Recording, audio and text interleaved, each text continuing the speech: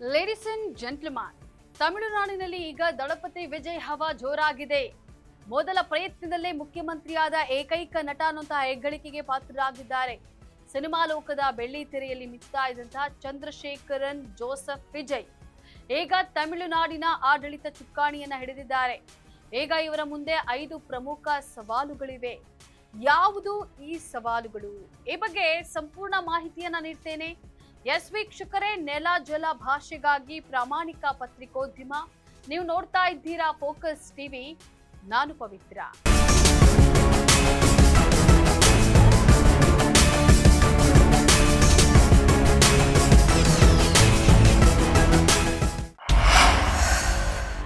ಇವತ್ತು ನಾನು ಬಾಲ ನಟನಿಂದ ಹಿಡಿದು ಮುಖ್ಯಮಂತ್ರಿ ಪೀಠದವರೆಗೂ ವಿಜಯ್ ಬೆಳೆದು ಬಂದ ರೋಚಕ ಹಾದಿಯ ಜೊತೆಗೆ ತಮ್ಮ ರಾಜಕೀಯ ಭವಿಷ್ಯವನ್ನ ನಿರ್ಧರಿಸುವಂತಹ ಅಂಶಗಳ ಬಗ್ಗೆ ಹೇಳ್ತೀನಿ. ವಿಜಯ್ ಅವರ ಜರ್ನಿ ಆರಂಭವಾಗಿದ್ದು ಕ್ಯಾಮರಾ ಕಣ್ಣಿನ ಮುಂದೆ. ನಿರ್ದೇಶಕ ಎಸ್.ಎ. ಚಂದ್ರಶೇಖರ್ ಅವರ ಪುತ್ರನಾಗಿ ಚಿತ್ರರಂಗಕ್ಕೆ ಕಾಲಿಟ್ಟಂತಹ ವಿಜಯ್ ಆರಂಭದಲ್ಲಿ ಸಾಕಷ್ಟು ಟೀಕೆಗಳನ್ನ ಎದುರಿಸಿದ್ರು. ಆದ್ರೆ ಹೂವೆ ಉನಕ್ಕಾಗಿ ಚಿತ್ರದ ಯಶಸ್ಸು ಅವರ ಇಮೇಜ್ ಅನ್ನೇ ಬದಲಿಸಿತು. ಲವರ್ ಬಾಯ್ ಇಮೇಜ್ನಿಂದ ಮಾಸ್ ಆಕ್ಷನ್ ಹೀರೋ ಆಗಿ ಪರಿವರ್ತನೆಯಾಯಿತು.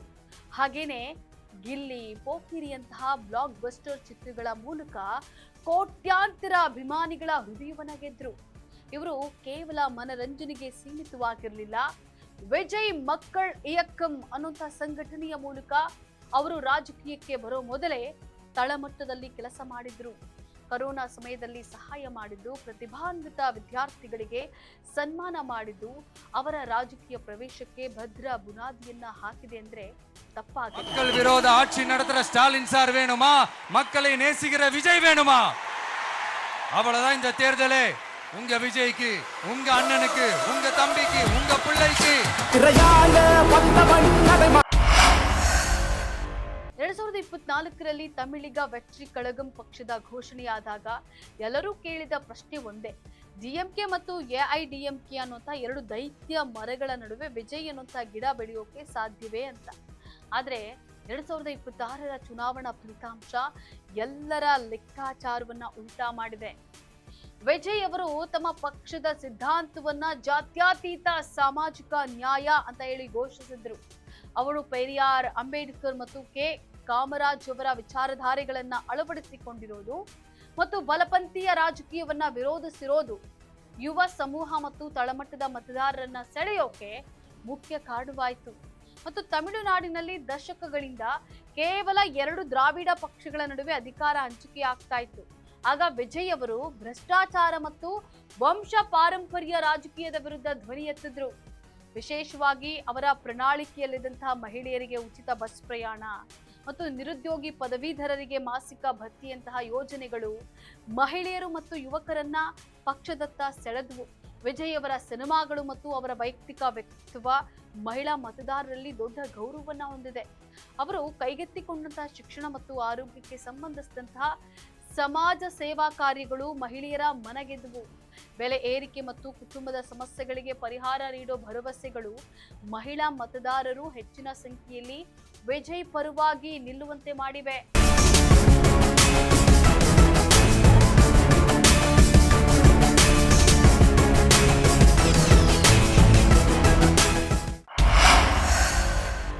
ನಟನೆಯಿಂದ ರಾಜಕೀಯಕ್ಕೆ ಬಂದರೂ ಅವರು ಕೇವಲ ಅಭಿಮಾನಿ ಸಂಘಗಳ ಮೇಲೆ ಅವಲಂಬಿತವಾಗದೆ ಬೂತ್ ಮಟ್ಟದಲ್ಲಿ ಪಕ್ಷವನ್ನ ಬಲಪಡಿಸಿದ್ರು.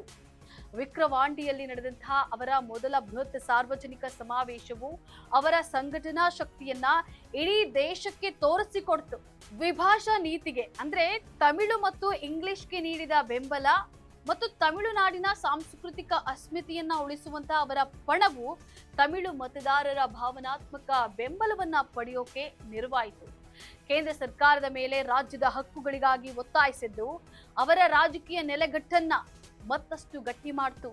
120 ಶಾಸಕರ ಬೆಂಬಲದೊಂದಿಗೆ ವಿಜಯ್ ಈಗ ಹೊಸ ಯುಗದ ಸಾರಥಿಯಾಗಿದ್ದಾರೆ. ಆದರೆ ಅವರ ಮುಂದೆ ಕಾವೇರಿ ವಿವಾದ, ನಿರುದ್ಯೋಗ ಮತ್ತು ರಾಜ್ಯದ ಸಾಲ ಇನ್ನು ಹಲವು ದೊಡ್ಡ ಸವಾಲುಗಳು ಮುಂದಿವೆ. ಬೆಳ್ಳಿತೆರೆಯ ದಳಪತಿ ಈಗ ಜನಮನದ ಸಿಎಂ ಎಂಜಿಆರ್, ಕರುಣಾನಿಧಿ, ಜಯಲಲಿತಾ ಅವರ ನಂತರ ಸಿನಿಮಾ ಲೋಕದಿಂದ ಬಂದು ರಾಜ್ಯವನ್ನಾಳುವಂತಹ 4ನೇ ದೊಡ್ಡ ಶಕ್ತಿಯಾಗಿ ವಿಜಯ್ ಹೊರಹೊಮ್ಮಿದ್ದಾರೆ. ಇವರ ಆಡಳಿತದಲ್ಲಿ ತಮಿಳುನಾಡಿನ ರಾಜಕೀಯದ ದಿಕ್ಕು ಬದಲಾಗುತ್ತಾ ಅನ್ನೋದನ್ನ ಕಾದು ನೋಡ್ಬೇಕಾಗಿದೆ. ಇದಾಗಿತ್ತು ಈ ಕ್ಷಣದ ಸ್ಪೆಷಲ್ ಸ್ಟೋರಿ. ನೆಲ ಜಲ ಭಾಷೆಗಾಗಿ ನೋಡ್ತಾ ಇರಿ ಫೋಕಸ್ ಟಿವಿ.